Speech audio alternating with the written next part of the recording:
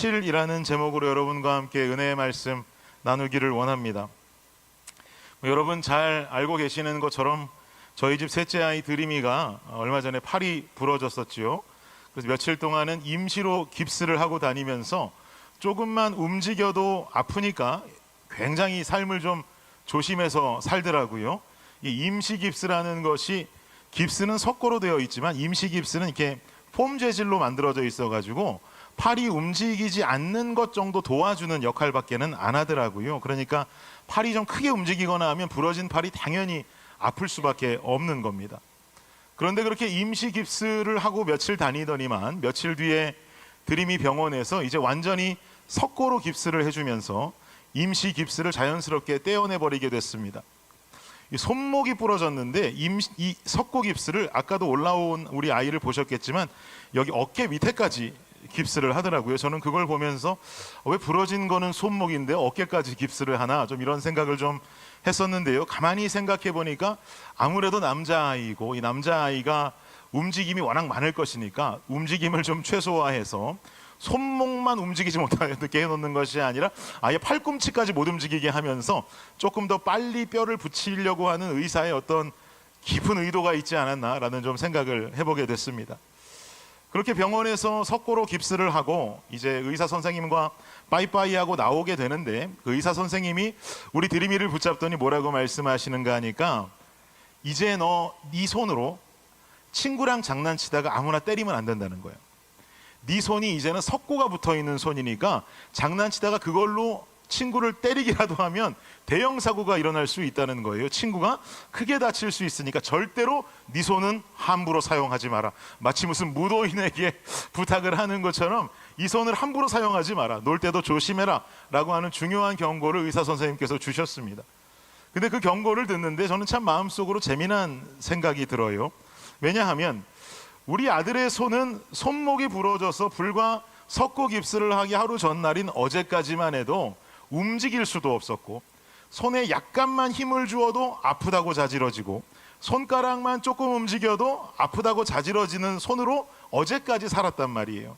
그런데 어제까지 살았던 그 손과 오늘을 사는 우리 드림이의 손이 별반 다를 것 없는 손인데, 그 손 위에 석고를 바르고 나니까 이제는 그 전날은 손만 조금 움직여도 아팠던 손, 근데 그 다음날은 석고를 바르고 나니 이젠 누구도 함부로 때리면 안 되는 강력한 손으로 변해 있는 거예요. 차이는 하나뿐이죠. 손목은요, 하루 새에 붙었을 리가 없습니다. 부러진 상태 그대로예요. 다만 부러진 손을 덮고 있는 겉에 보조기구가 어제까지는 폼으로 된 재질의 기구였다면 오늘은 석고를 발라놨으니 그 차이만 있을 뿐이죠. 그거 하나 다른 것인데, 어제는 손가락도 움직이기 아팠던 손이 되었고 오늘은 함부로 누구를 때리면 안 되는 강력한 손으로 변해 있었습니다. 그런데 여러분 생각해 보시면, 만약에 우리 드림이가 석고로 인해서 강력한 힘을 얻게 된 드림이가 이 강력한 힘을 얻은 이 삶이 너무나 좋아서 저는 앞으로 손목뼈는 붙지 않아도 되겠습니다. 치료받지 않고 평생 이 석고 깁스를 하고 강력한 힘을 가지고 제 인생을 살아가겠습니다 라고 한다면, 드림이에게 너 참 현명하다, 지혜로운 아이구나 라고 칭찬하실 분 이 자리에 계십니까? 아무도 계시지 않겠죠.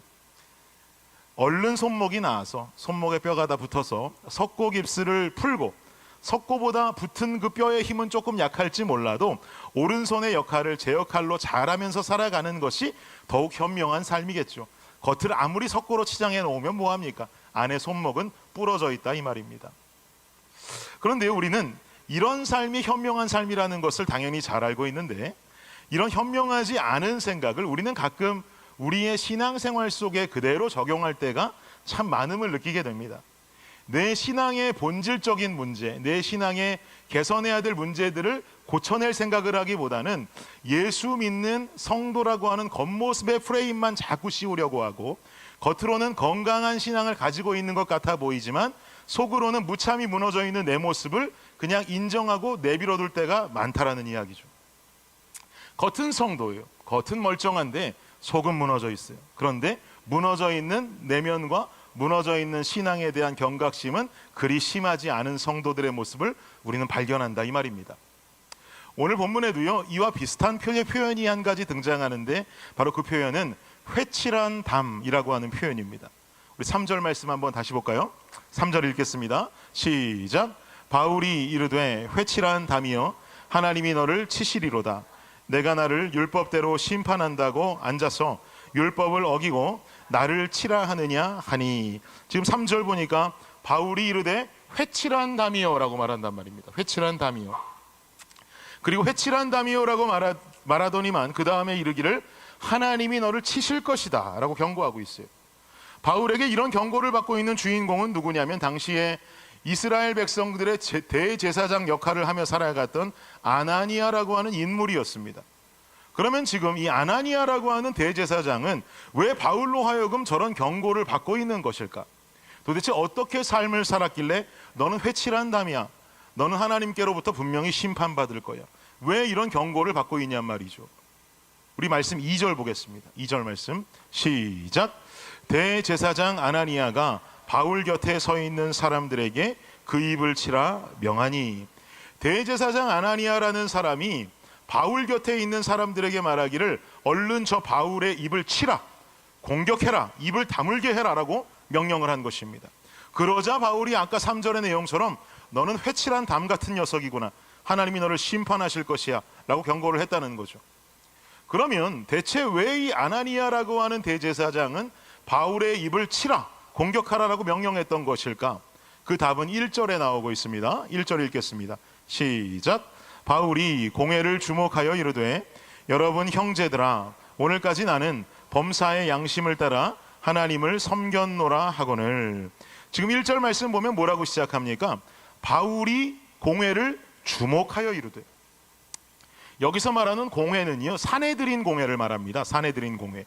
현재 이스라엘은 여러분 잘 아시는 것처럼 로마라고 하는 당대 최고의 제국적 정권 아래 살고 있는 독립적이지 못한 국가가 이스라엘이었습니다.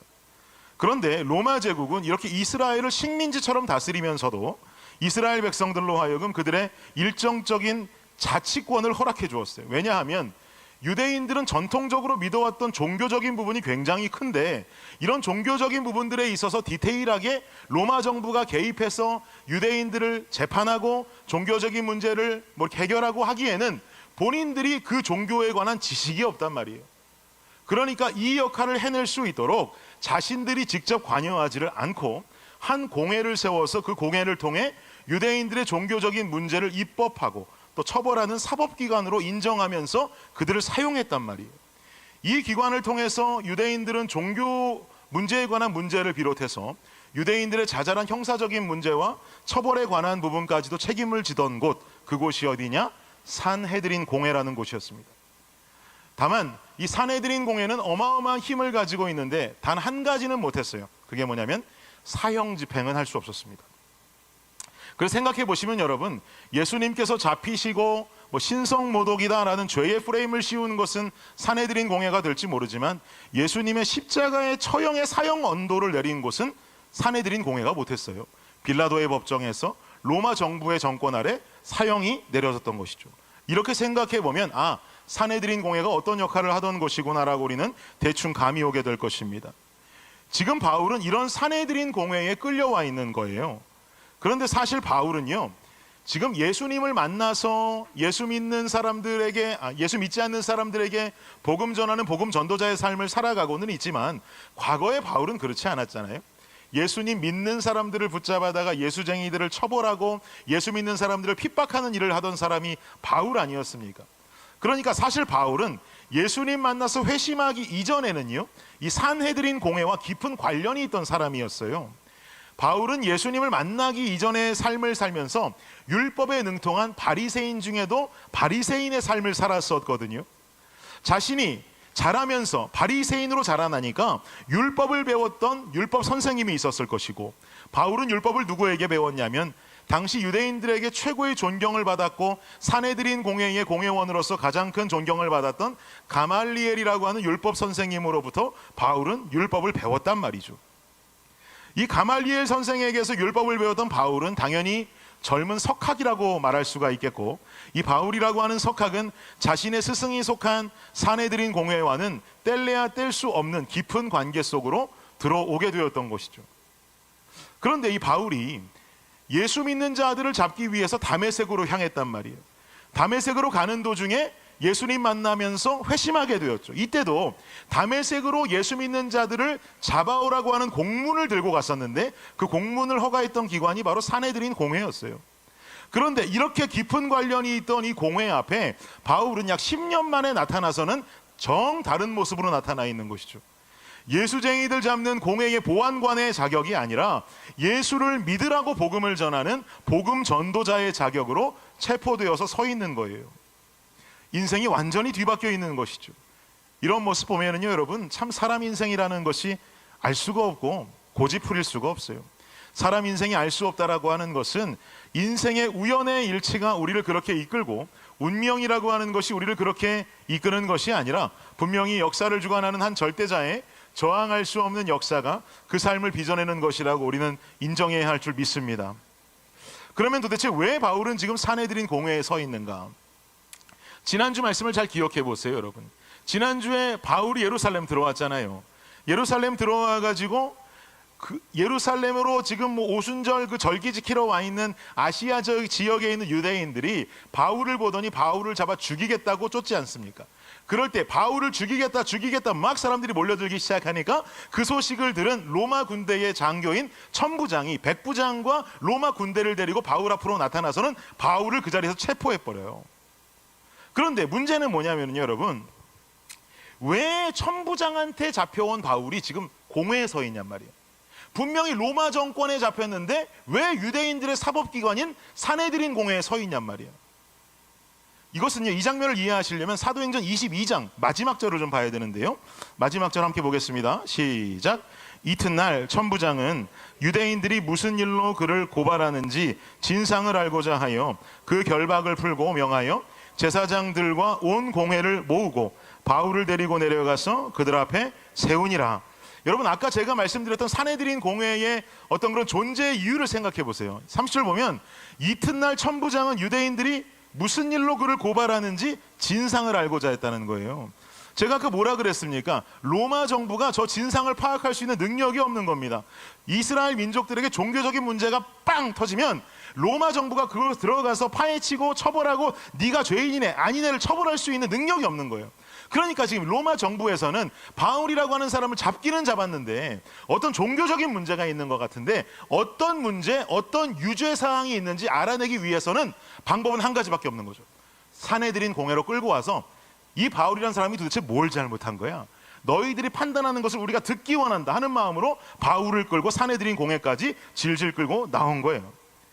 이렇게 산헤드린 공회 앞에 서게 된 바울은 자신 있게 고백하기를 1절을 보십시오. 1절 시작. 바울이 공회를 주목하여 이르되 여러분 형제들아 오늘까지 나는 범사의 양심을 따라 하나님을 섬겼노라 하거늘. 1절에 뭐라 그럽니까? 형제들아 오늘까지 나는 범사의 양심을 따라 하나님 섬겼다 그래요. 그런데 여러분, 하나님을 섬겼다라고 하는 저 말을 우리가 좀 잘 이해해야 되는데요, 하나님을 잘 섬겼다라고 하는 말을 할 때 표현되는 헬라어가 토테오라고 하는 단어가 쓰입니다.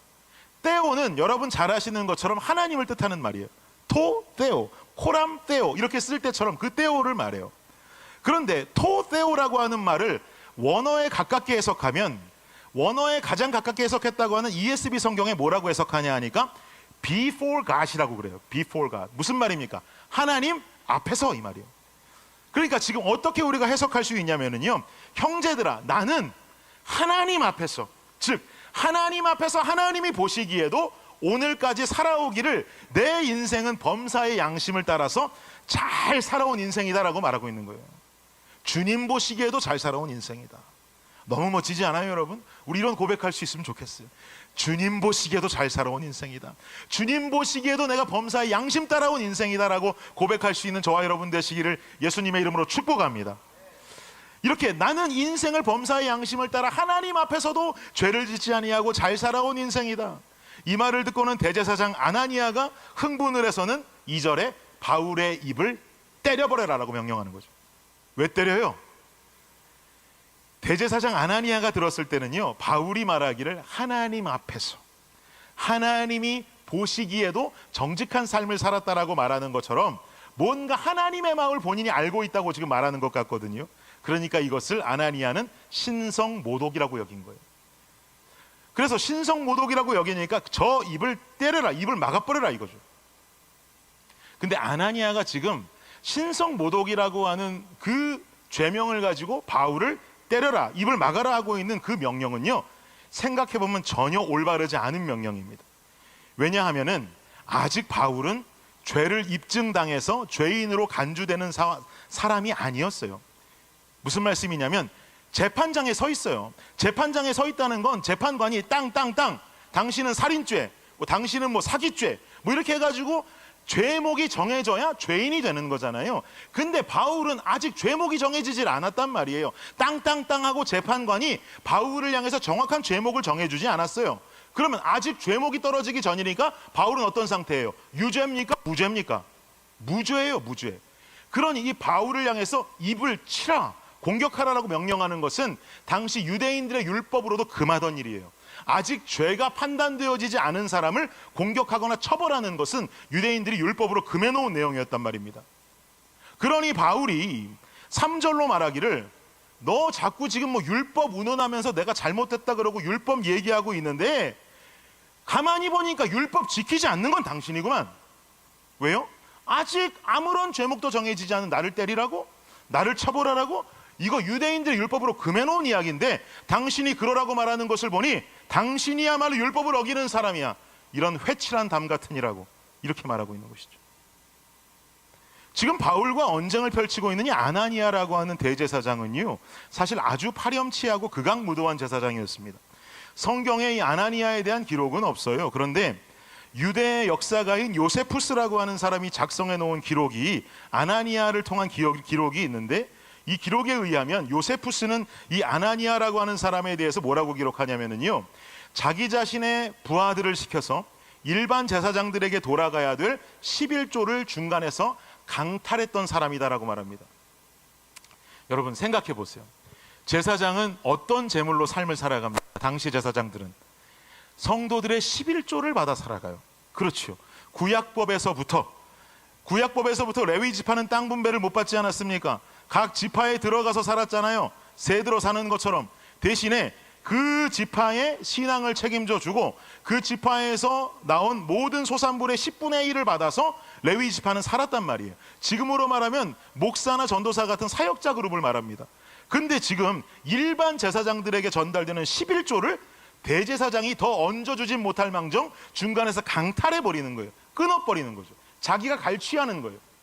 여러분 이거는요, 아주 치사하기도 이렇게 치사하기 짝이 없고 극악무도하기도 이렇게 극악무도하기 짝이 없는 거예요. 일반 제사장들은 지금 자신들에게 전달되어지는 11조 없으면 삶을 살 수가 없어요. 기본적인 생활권이 박탈당하는 거예요. 이렇게 포악하고 극악무도한 짓을 일삼으면서도 유대인들의 대제사장직을 수행할 수 있었던 이유, 잘리지 않고 계속해서 대제사장직을 수행할 수 있었던 이유는요, 아나니아라는 사람은 당시에 로마 정권으로부터 무한한 총애를 받고 있었던 사람이었기 때문입니다. 왜냐하면 아나니아는 완전히 친로마파였거든요. 로마 황제의 총애를 받고 맨날 로마에 가서 로마 원하는 대로 해주고 로마가 하라는 대로 하고 하니까 로마 황제의 총애를 받고 있었기 때문에 이 아나니아라고 하는 대제사장이 중간에서 일반 제사장들의 11조를 강탈하든 무슨 헛된 짓을 해도 이 대제사장에게 내려가라고 대들 만한 사람이 없는 거예요. 이 아성을 건드릴 자가 없는 거예요. 결국 이 아나니아의 마지막이 어떻게 되는지 아세요? AD 66년경에 로마 정부로부터 독립하려고 하는 유대인들의 독립반란이 일어나는데, 이때 아나니아는 친로마파 사람으로 간주되어서 유대인들에게 숙청당하게 됩니다. 마치 우리나라가 광복하고 난 뒤에 친일파 청산하듯이 당시도 이 친로마파였던 아나니아를 그냥 죽여버려요. 얼마나 로마 편에 서가지고 안 좋은 일들을 많이 했었던 사람인지 우리는 알 수 있는 것이죠. 이렇게 숙청당하게 되는 그 모습을 볼 때 우리는 아까도 읽었던 3절 말씀처럼 바울이 회칠한다며 하나님이 너를 치실 것이다 라고 하는 그 말이 예언처럼 이루어져서 결국은 아나니아가 죽임을 당하게 됐다는 것을 우리는 알고 있으면 좋겠습니다. 바울이 아나니아를 향해서 회칠한 무덤이라고 말하는 이유는요, 아나니아가 지금 이런 대제사장의 모습을 하고 있는 사람이라는 것을 바울이 다 알고 한 얘기가 아니에요. 왜냐하면 5절 말씀 보시겠습니까? 5절 시작. 바울이 이르되 형제들아 나는 그가 대제사장인 줄 알지 못하였노라. 기록하였으되 너의 백성의 관리를 비방하지 말라 하였느니라 하더라.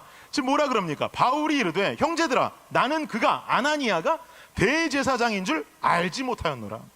몰랐던 거예요. 바울은 아나니아가 대제사장인 줄을 모르고 회칠한다며 하나님이 치실 것이다 라고 공격했던 거예요. 그러면서 말하기를 기록하였을 때 너의 백성의 관리를 비방하지 말라 하였느니라. 이게 율법이에요. 유대인들이 지켜야 되는 율법이란 말입니다. 그런데 내가 저 사람이 대제사장인 걸 알았더라면 내가 율법을 지키지 않고 이 사람을 저렇게 비방했겠느냐. 내가 저 사람 대제사장인 줄 알았다면 나는 율법대로 비방하지 않았을 거야 라고 지금 바울이 이야기하고 있는 것이죠. 바울이 아나니아를 그럼 왜 도대체 회칠한 담이라고 표현했을까? 이렇게 극악무도한 사람인지도 모르고 대제사장인 줄도 모르는데 왜 바울은 이 아나니아를 회칠한 담이라고 표현했을까요?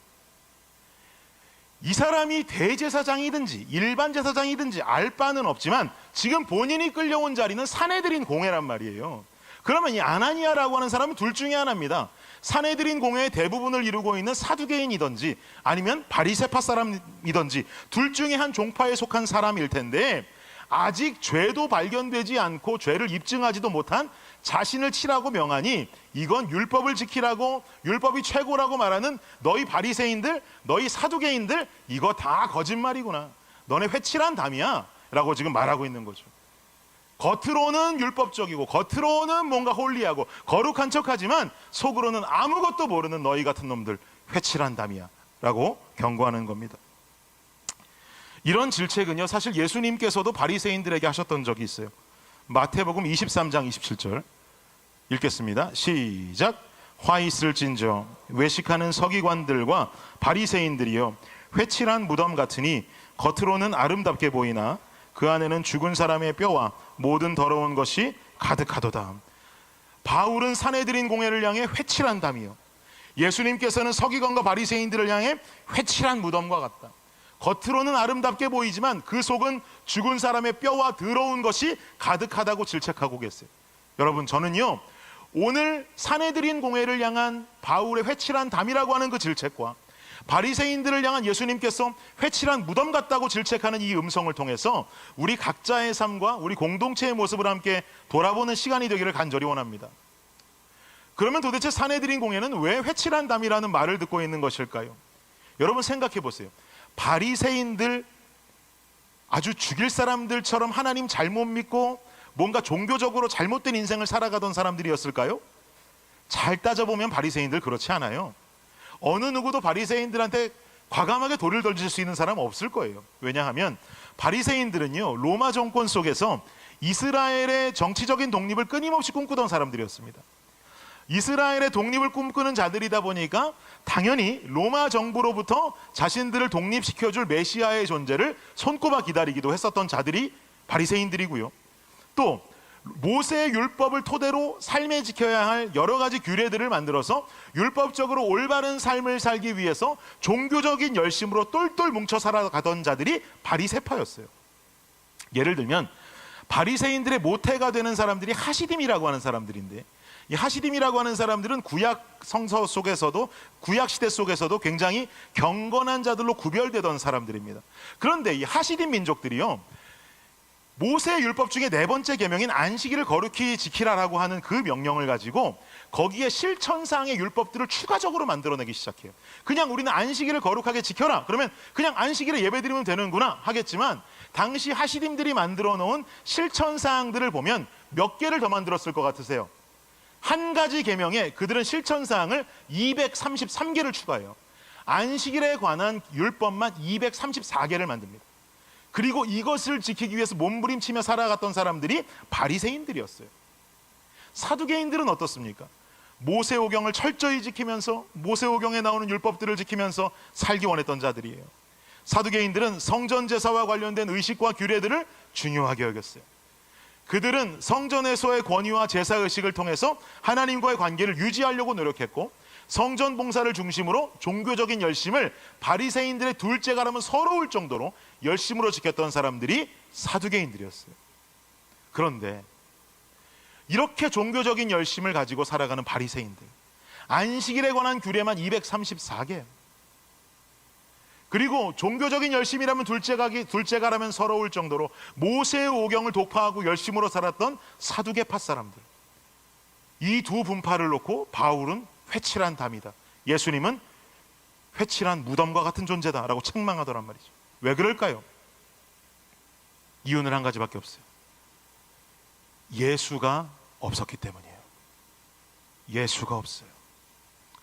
바리새인도 사두개인도 모두 종교적인 열심은 있는 자들이었습니다.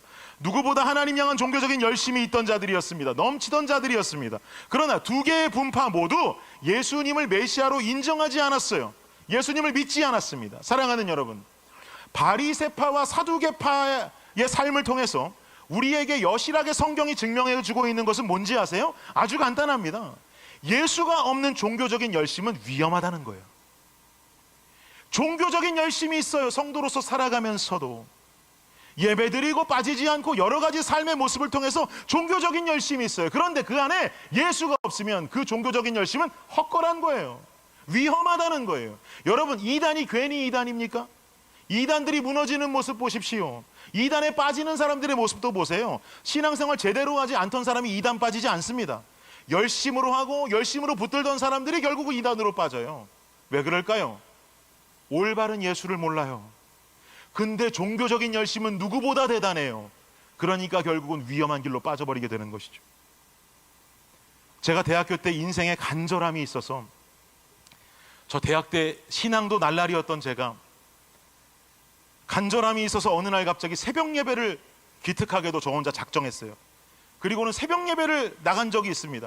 제가 살던 곳은 분당, 그리고 제가 다니던 교회는 강남구 도곡동에 위치한 교회였는데, 분당에서 도곡동까지 새벽에 운전을 하고 나가는 거예요. 여러분, 미국은 새벽 예배가 새벽 6시지만 한국은 몇 시예요? 5시예요. 성남에서 강남까지 가려면 5시에 맞춰가지고 새벽 예배 가려면요 적어도 4시에는 일어나야 됩니다. 근데 도대체 무슨 바람이 불었는가, 제가 그때 새벽 예배를 결단하고 분당에서 강남까지 나가는 거예요.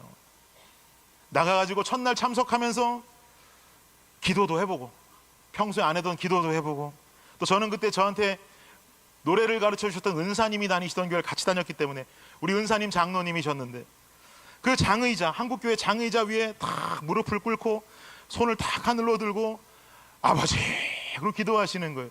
그러면 기도는 저렇게 하는 건가 보다. 저도 장의자에 무릎을 꿇고 손을 올리고 우리 선생님처럼 크게 할 자신은 없지만 아버지 그러면서 기도하는 거예요. 그리고 선생님 기도하시면서 괜히 울컥하세요. 아버지. 그럼 저도 따라해 보는 거예요. 아버지. 아무것도 모르고. 그러다 보면 은혜 받나 보다. 그러다 보면 응답 받는가 보다.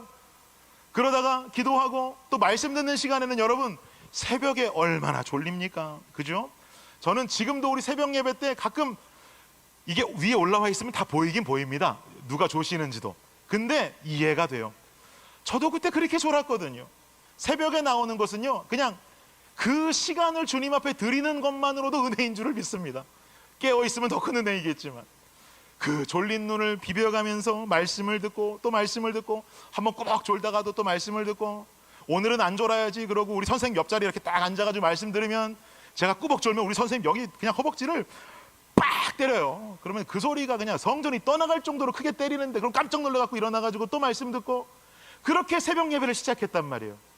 신앙은 없었어요. 신앙은 전혀 없었어요. 제 삶이 터무니없이 무너져 있었거든요. 근데 여러분 신기한 현상이 일어나기 시작했습니다. 며칠 동안 순수한 마음으로 분당에서 강남을 오가면서 새벽 예배를 참석하던 제가 며칠이 지나니까 어떤 현상이 생기는 줄 아세요? 처음에는 그냥 기도하고 아버지 하고 선생님 따라 기도하고 말씀 듣다가 졸다가도 깨고 이러더니만 며칠이 지나니까 주변을 살피게 돼요. 누가 안 나왔나? 이게요 기가 막히게도 잘 보입니다. 여러분 누가 안 나왔나? 아니 그 장로님 안 나오셨네. 그 권사님도 안 나오셨네. 보니까 부목사님들도 안 보이네. 이렇게 되고 나니까 마음에 어떤 생각 드는지 아세요? 그렇지 새벽 재단이라는 게 참 힘들구나, 아무나 지킬 수 없는 거구나 라고 하면서 마음에 이해가 되더라고요. 근데 마음에 이해될 때까지만 해도 은혜예요. 며칠 지나니까, 더 지나니까 어떻게 되는지 아세요? 또 주변을 살피게 돼요. 살피면서 장로님이 안 나오시는구나, 이게 아니라 장로님 그렇게 바쁘신가? 뭐 이렇게 안 나오셔? 장로님 그렇게 바쁘신가? 그 정도는 안 바빠 보이시는데, 아니 그 권사님은 맨날 기도하는 것처럼 말하더니만 한 번을 안 보이시네. 권사님 안 보이시는구나, 기도 안 하시는구나. 그리고 마지막으로 부목사님들한테는 어떤 마음 들었는지 아세요? 부목사들은 하루도 코빼기도 안 비치는구만. 그런 마음으로 변화되더라고요. 제가 신기해요. 거기서 끝나는 게 아니에요. 교회가 이래서 되겠나? 야, 이것도 교회라고. 야, 리더들이라고. 이것도 리더라고. 장로님도 안 나오고, 권사님도 안 나오고, 부목사들도 안 나오고. 야, 이거 되겠나? 이렇게 변하는 제 모습으로 변하더라고요. 제가 진짜 똑똑하게 발견했어요. 한 주간은 은혜롭게 다니고, 둘째 주간은 이해하더니, 셋째 주간은 욕하고 앉아있어요. 넷째 주간은 어떻게 되는지 아세요? 마치 나는 굉장한 의인이 되어 있더라고요. 여러분, 김 목사가 청년 때도 목사처럼 살던 사람이라고 생각하시면 큰 오산입니다. 날라리도 그런 날라리가 없고, 가짜도 순 그런 가짜가 없어요. 온갖 죄는 다 짓고 살아가고 삶이 형편없이 무너져버린 그런 제 모습이, 죄라는 죄는 다 짓고 살아가면서 더럽기 짝이 없는 제가 고작 2, 3주 새벽에 일어나서 성남에서 강남으로 새벽에 예배를 나가면서 결국은 4주 차에 말하기는 교회가 이래서 되겠냐, 야 리더가 이래서 되겠냐, 리더가 뭐가 바쁘다고 새벽 예배 안 나오냐, 혀를 차고 있는 제 모습을 발견하게 되면서 야, 너무 무서운 거예요. 너무 무서워. 왜 무서워요? 교회 안에서요, 성실한 성도의 탈을 쓰고 신실한 척, 거룩한 척 하면서 마음속으로 나는 거룩하다라는 교만함 가지고 살아가기가, 야, 이거 너무 쉽겠는 거예요.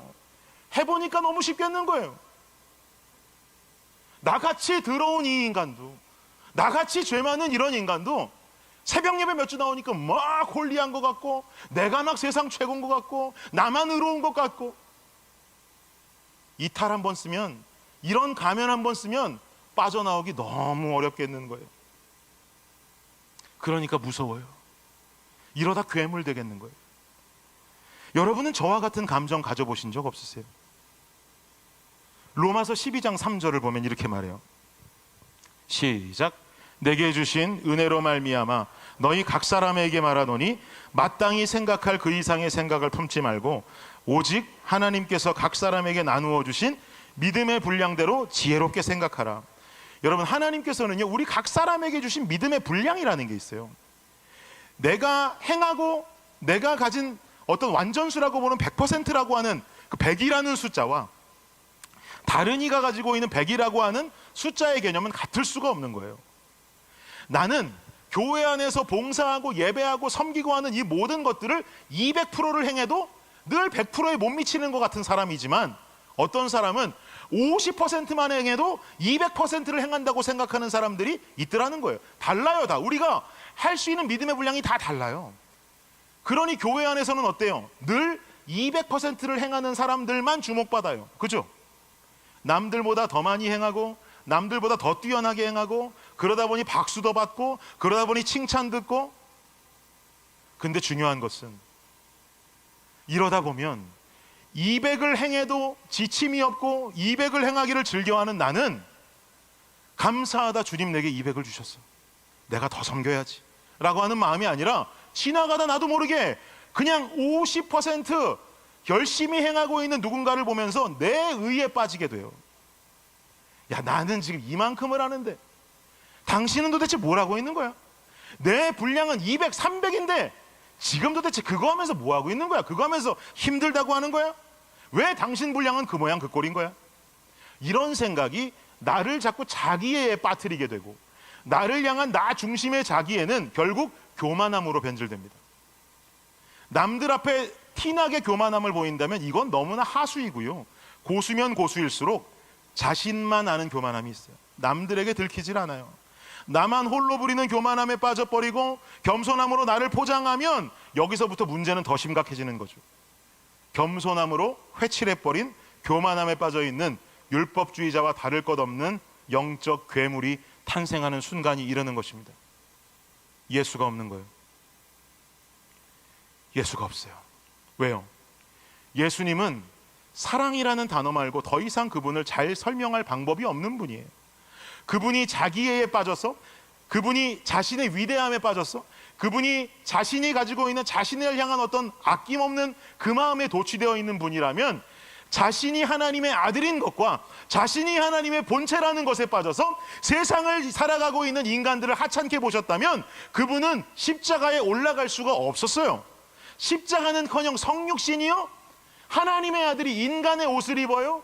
하나님이라고 하는 거룩한 본체가 인간의 더러운 육신을 옷 입어요? 결혼도 하지 않은 한 여인의 몸에서 태어나요?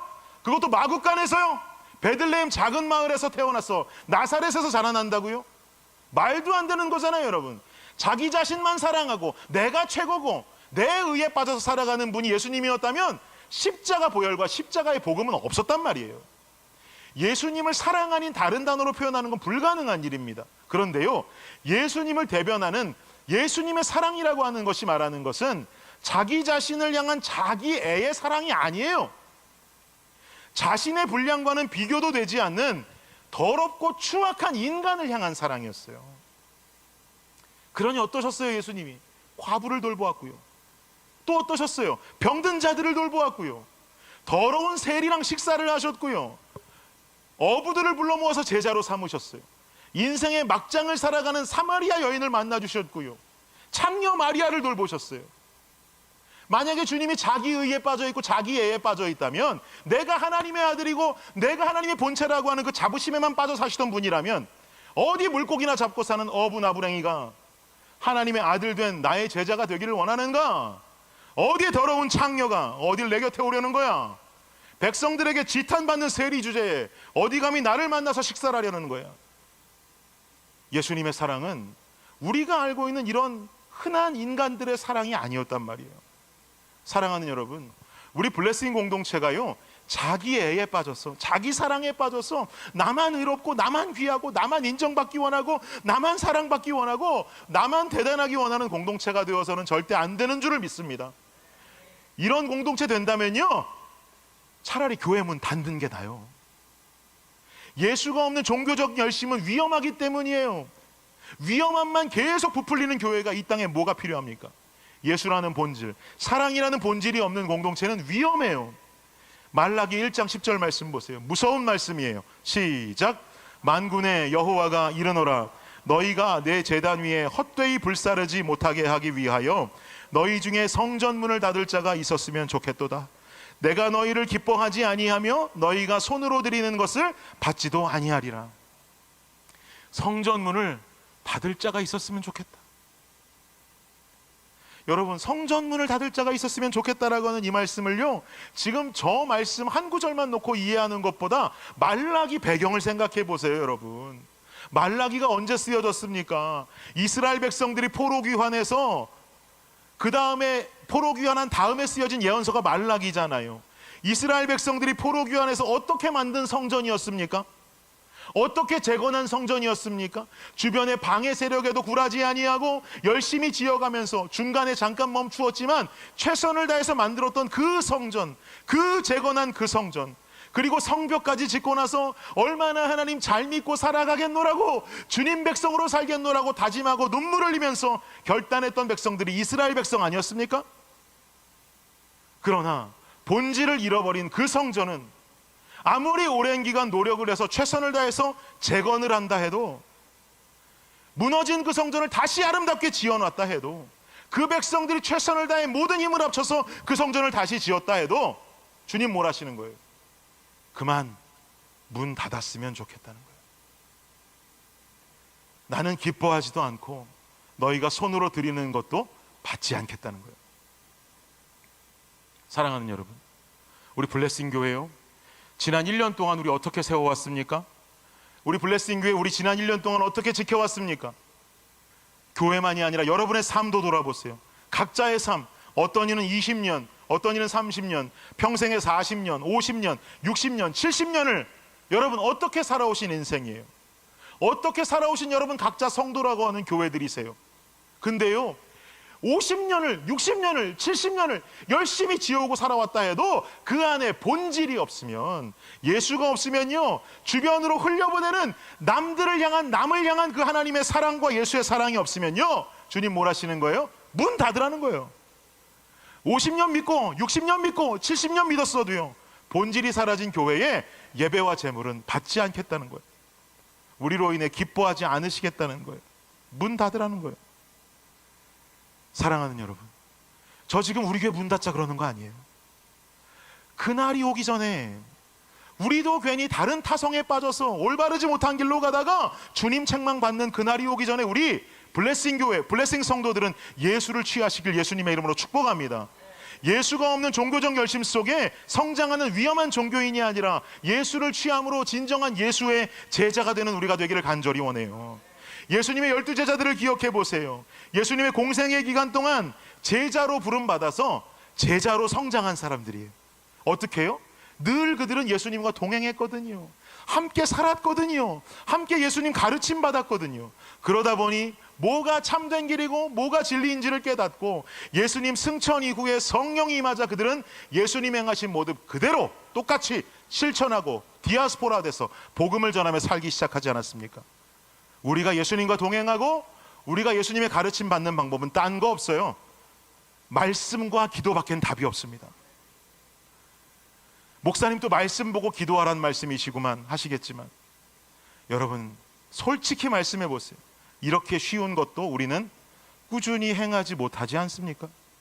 말씀과 기도를 통해 무너져 있는 나를 만나야 되는데 살아있지 못하니 나를 만나지 못하고, 주변을 향해 긍휼함과 사랑 없는 내 자신을 발견해야 되는데 말씀에 내 자신을 비추어 보지 않으니 내 의와 내 교만함에 빠져 살게 되고, 예수님의 사랑은 결국은 예수의 사랑이라고 하는 그 중요한 진리를 깨닫지 못한 채 살아가고 있다면 우린 다시 말씀과 기도로 깊숙이 들어가야 돼요. 사랑하는 여러분, 무장하십시오. 예수님 믿을 거요, 확실히 믿읍시다. 그리고 예수 그리스도로 옷 입고 예수라는 본질이 충만히 채워져 있는 건강한 성도, 건강한 블레싱 되시기를 예수님 이름으로 축복합니다. 결론을 맺겠습니다.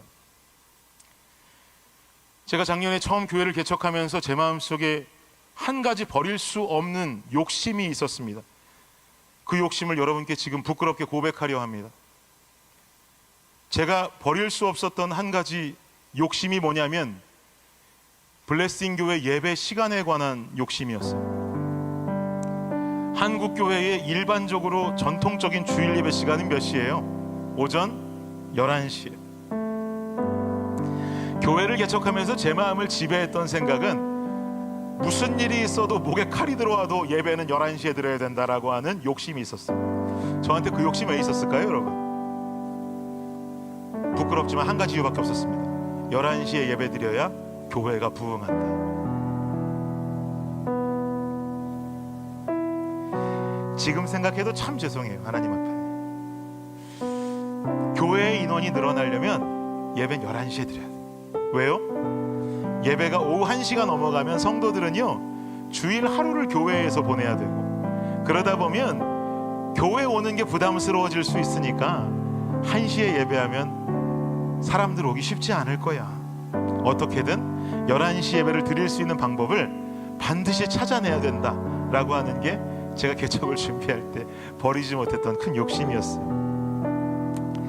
근데 제가 침례교단 목사다 보니까 여스틴의 침례 교단 일을 보시면서 교회 개척을 도와주시는 미국인 목사님이 계시는데 그분을 좀 만날 수가 있는 기회가 있었어요. 그분이 미국 교회 장소를 이렇게 알선해 주셔서 소개해 주셔서 우리 교회를 그곳에서 예배 드릴 수 있는 일들을 알아봐 주신다고 그래서 그 당시에 우리 프레시하임에서 예배 막 시작할 때라서 그분을 만나게 됐어요. 근데 그분이 저한테 질문하시는 거예요. 김 목사님, 블레싱 교회를 위해서 예배당을 빌려줄 수 있는 미국 침례교회들을 지금부터 내가 찾아볼 텐데 김 목사가 원하는 미국 교회의 조건이 있다면 그 조건들을 알려주십시오. 그러면 그 조건에 맞춰서 제가 교회를 한번 찾아볼게요. 미국 목사님이셨는데, 그래서 제가 그분께 3가지를 말씀드렸습니다. 우리에겐 3가지 조건이 필요합니다. 보통은 그렇게 말하면 아유 어디든지 예배당만 내주시면 예배 드리면 좋지요, 아무데나 가도 됩니다 그럴 텐데, 아니 어디서 나온 자신감인지 세 가지 조건이 있다 그랬어요. 첫 번째는 우리 교회는 목요일날 찬양 집회를 매주 해야 됩니다. 우리에게 목요일마다 문을 열어줄 수 있는 교회여야 됩니다. 이게 첫 번째 조건. 두 번째, 우리는 그 목요 집회를 밴드랑 해야 됩니다.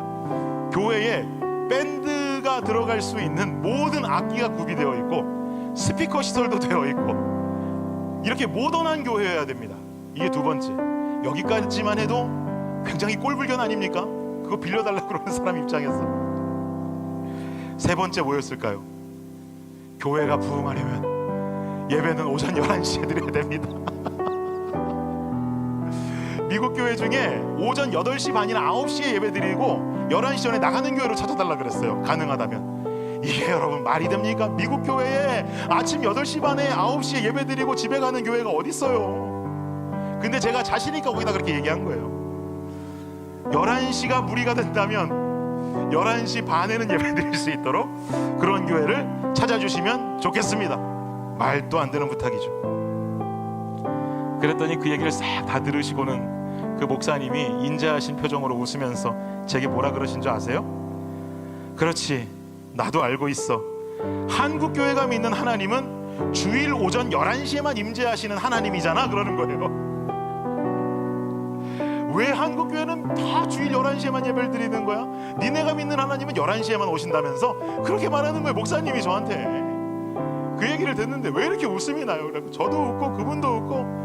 그분이 하도 한국 교회를 많이 도와주시는 목사님이시다 보니까 한국 교회는 전통적으로 11시 예배를 고수하고 있다는 걸 잘 알고 계셨던 거예요. 11시에만 임재하시는 하나님이니까 알아는 복게 그러시더라고요. 저도 그 말에 웃기는 했는데요, 마음 한편으로 뭔가 뒤통수를 맞은 것 같은 기분이었어요. 주일 오전 11시에 예배 드려야 교회가 부흥할 수 있다. 그래야 성도들이 편안한 마음으로 교회에 온다. 여러분, 이거 전혀 틀린 생각은 아닙니다. 맞아요. 그리고 그것이 양적 부흥에 있어서 분명히 해결책이 될 수 있어요. 근데 과연 교회가 가져야 되는 가장 중요한 본질과 주일 오전 11시 예배가 어떤 관련이 있는가를 곰곰이 생각해보고 맞춰봐도 아무런 연관이 없는 거예요. 아무런 상관도 없는 거예요. 본질적으로 그것이 문제라고 말할 것도 없는 거예요. 한국교회가 믿는 하나님은 주일 오전 11시에만 임재하시는 하나님이잖아. 그렇지? 라는 그 메시지가 마치 하나님이 제게 주시는 질문과도 같았어요. 야 준일아, 너 도대체 어디에 집중하고 있어? 너는 교회를 개척하면서 뭐가 중요한 거야? 교회의 본질이 뭐라고 생각하는 거야? 김준일 목사라고 하는 이 목회자조차도 여러분 앞에 솔직하게 고백하며 제 부끄러움을 나타내자면 그 당시에 예수 없이 종교적인 열심에만 빠져 있었던 사람이더라고요. 보기만 목사지 파헤쳐서 들어가 보니까 김 목사도 형편없는 인간이더라고요. 하나님의 역사는 거들떠볼 생각도 안 하고 주님께서 일하시면 거들떠볼 생각도 안 하고 나는 어떻게든 11시 예배 드려야 된다. 그래야 사람들이 모인다. 그래야 사람들이 모인다. 이런 지금 생각해보면 구역질 날 정도로 세상적이었던 제 모습. 제가 바리새인이었고 제가 사두개인이었어요. 이러다가 교회 부흥이라는 현실적인 프레임에 빠졌어. 교회의 주인 되시는 예수님을 나도 십자가에 못 박고 있는 한 사람의 공회원 되겠더라고요. 그렇게 부흥하면 큰일 나겠더라고요. 그렇게 부흥하면 무서운 교회 되겠더라고요. 그래서 그 다음 주부터 계속 본질, 교회가 무엇인가, 우리가 무엇을 해야 되는가, 계속 그 말씀만 전했던 것 같아요. 사랑하는 여러분, 예수로 충만하지 않으면, 예수라고 하는 본질이 우리 삶에 없으면 우리 괴물됩니다. 우리 무서워져요. 종교적인 열심만 가득하다고요? 예수님의 사랑은 없이요? 주변을 돌아보지 않고요? 주변을 긍휼한 눈으로 바라보지 않고요? 주변에 누가 넘어지는지 누가 자빠지고 있는지 보이지도 않고요? 나만 혼자 자기애에 빠져서 나만 잘 살면 되고 나만 일어나면 된다고 하는 이런 엉뚱한 인간의 사랑에 입각한 신앙인으로 자란다면 여러분 이거 무서운 신앙인데요. 그런 사람들 모여있는 교회는 무서운 교회가 됩니다. 여러분, 무서운 신앙인이 아니라, 무서운 교회가 아니라 참된 제자들이 모여있는 아름다운 주의 교회로 성장하기를 간절히 원해요. 여러분, 우리 충만합시다. 예수로 충만하길 원합니다. 본질 외의 것에는 눈을 두지 아니하고 본질에 나의 온 마음과 정성을 쏟을 수 있는 우리 블레싱 성도님들 되시기를 예수님의 이름으로 축복합니다. 이 시간 함께 찬양하며 기도하며 나가도록 하겠습니다. 우리 간절한 마음 가지고 무명이어도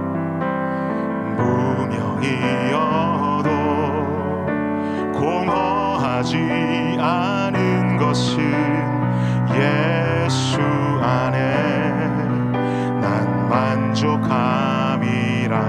가난하여도 부족하지 않은 것은 예수 안에 오직 나는 부요함이라.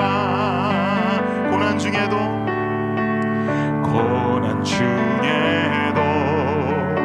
견뎌낼 수 있는 것은 주의 계획 믿기 때문이라. 실패하여도 일어설 수 있는 것은 예수 안에 오직 나는 승리함이라. 주님 앞에 고백합니다. 난 예수로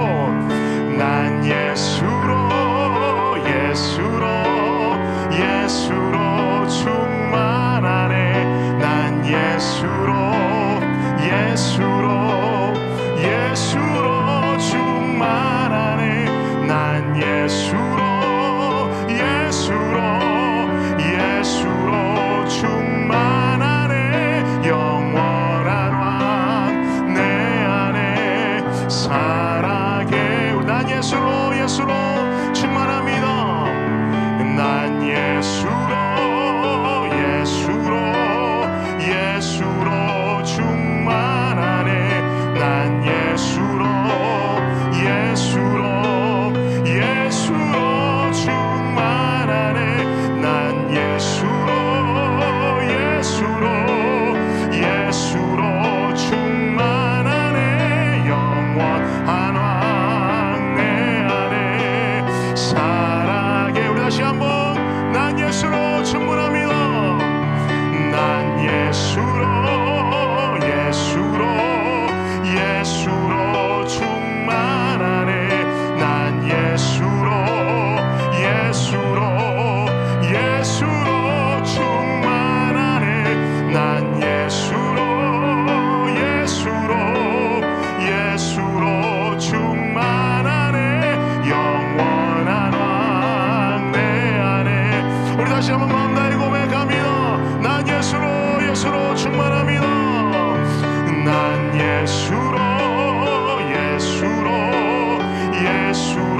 충만하네. 난 예수로 충만하네. 난 예수로 충만하네. 영원한 왕 내 안에. 우리 다시 한번 마음 가지고 고백합니다. 난 예수로 충만합니다. 주님, 난 예수로 충만하네. 난 예수로 충만하네. 난 예수로 충만하네. 영원한 왕 내 안에 살아계시네. 여러분, 이 시간 우리가 주님 앞에 기도하며 나아갈 때요, 여러분 혹시 예수가 없는 것은 아닙니까? 우리가 교회를 섬기고 봉사하고 헌신하고 최선을 다해 예배하고 다 중요해요, 여러분. 그런데요, 바리새인들도요 율법에 능통했고요, 사두개인들도 율법에 능통했고요, 바리새인들은 234개의 조항을 놓고 안식일만 지키던 사람들이었어요. 여러분, 우리가 종교적인 열심이 있는 거 중요한데요, 그 안에 예수가 없으면, 본질이 없으면 종교적인 열심은 너무나 위험해요. 이 시간에 기도하실 때 여러분, 하나님 예수로 충만하기 원합니다. 나의 삶이 결단하며 나아갈 때 주님 내 삶에 말씀이 사라졌다면 말씀을 펼치게 하여 주옵소서. 주님 내 삶에 기도가 사라졌다면 다시금 무릎 꿇게 하여 주옵소서. 기도의 자리로 나아오게 하여 주옵소서. 말씀과 기도 앞에 나의 삶을 예수 그리스도의 본질 위에 세워져 갈 때 주님 나는 위험한 성도가 아니고 괴물이 아니라 영적으로 올바르게 깨어있는 하나님의 제자가 되고 자녀가 될 줄을 믿습니다. 이 시간 주님 앞에 그 결단을 하며 주여 말씀과 기도 앞에 서게 하옵소서. 기도하며 나아갑니다. 주님 감사합니다. 아버지 하나님 우리의 삶 가운데에서 아버지 하나님 말씀이 결여되고 아버지 하나님 기도가 무너져 있다면 아버지 우리 성도님들 말씀의 세계로 나와야 됩니다. 말씀을 펼쳐야 됩니다. 말씀을 주야로 묵상하고 내 손에서 떨어뜨리지 않아야 합니다. 아버지 하나님 기도해야 됩니다. 아버지 시간을 정해놓고 아버지 기도의 자리로 말씀의 자리로 나아갈 수 있는 우리 블레싱 성도님들의 삶이 될 수 있도록 주님 역사하여 주시옵소서.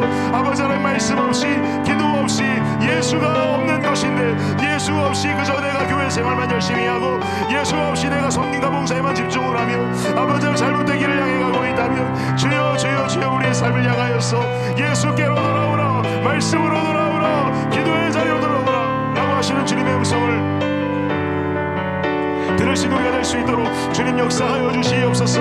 주님 함께하여 주시옵소서. 주여 말씀 안에 깨어있게 하여 주옵소서. 주님 기도에 깨어있게 하여 주옵소서. 주님 붙들어 주옵소서. 여러분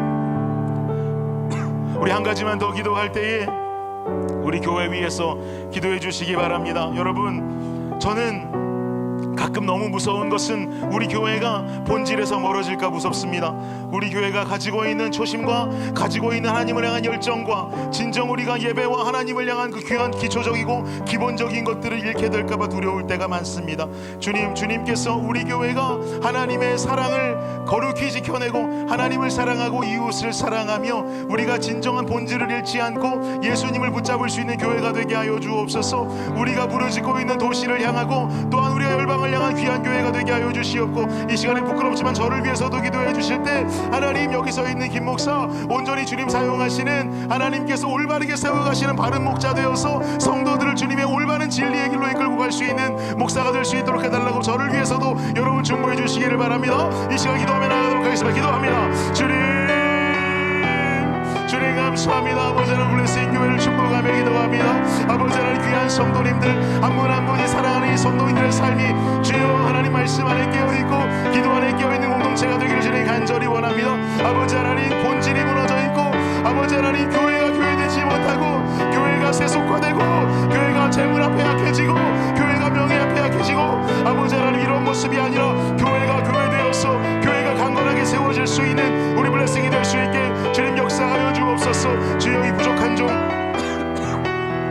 하나님께서 붙들어 주시어서 부족한 것을 그대로 받아주사 주님 보혈을 지나 아버지 하나님 보혈로 아버지 하나님의 인도하심으로 말미암아서 올바른 삶의 길을 걸어갈 수 있는 귀한 목자 역할을 감당케 하여 주옵소서. 주님이여 이 길 그대로 진리의 길을 향하여서 바른 길을 향하여서 블레싱 성도들의 삶을 이끌고 아버지 앞으로 인도해 갈 수 있는 참된 목자요 목사의 삶을 살아갈 수 있게 하여 주시옵소서. 우리가 이렇게 하나가 되어질 때에 아버지 하나님 보실 때에 정말 깊이 있고 은혜 넘치는 교회가 될 줄을 믿사오니 주여 이 본질을 잃지 아니하고 사랑하며 아껴주고 우리가 안아줄 수 있는 귀한 공동체가 될 수 있도록 주님 역사하여 주옵소서.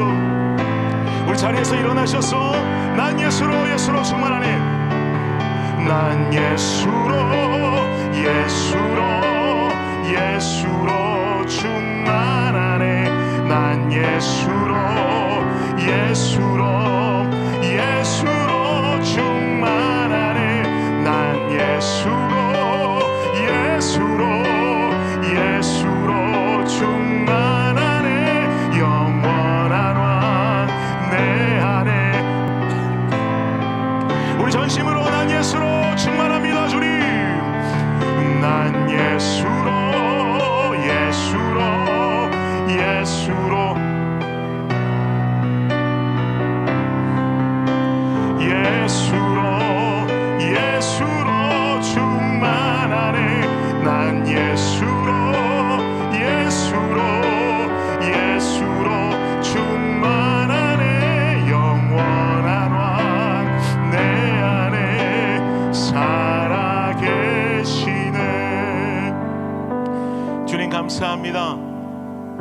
예수로 충만한 삶 살기 원합니다.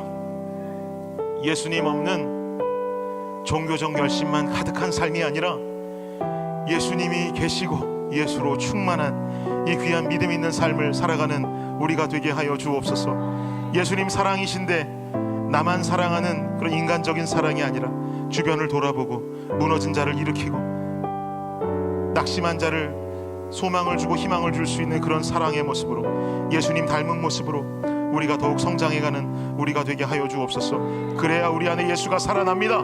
그래야 우리 안에 예수의 사랑이 살아납니다.